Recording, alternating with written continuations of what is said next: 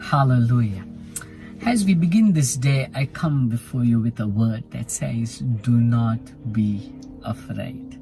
No matter what you are facing, no matter how big the giant is, trust God, trust in the ability of God, that He will do what He said He will do in your life, that He will begin to work in your life and lift you up from the position that you are in right now. When you look into the Bible, we will see Saul, because he was living in disobedience, fear gripped him. You see, fear is for those who do not know God or do not have their personal walk with God. Fear is for those who are living in rebellion. But for us who trust God, we know that He will take us through it all. When we read 1 Samuel 28 verse 5, it says, when Saul saw the army of the Philistine, he was afraid and his heart trembled greatly. You see, the Philistine army moved Saul to fear.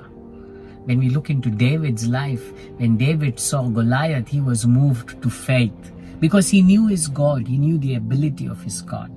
When we see our opposition, what does it move you to? Does it move you to fear or does it move you to faith? For us who know the Lord, for us who have a personal walk with God, no matter how great the opposition before us is, we will always be moved by faith. Fear is for those who do not trust their God.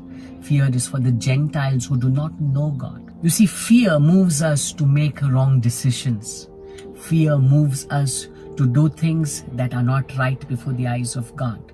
But when we trust God, when we rest in God, no doubt at times you may get a feeling of fear, but you immediately counter it by faith, saying, no, my God can do it.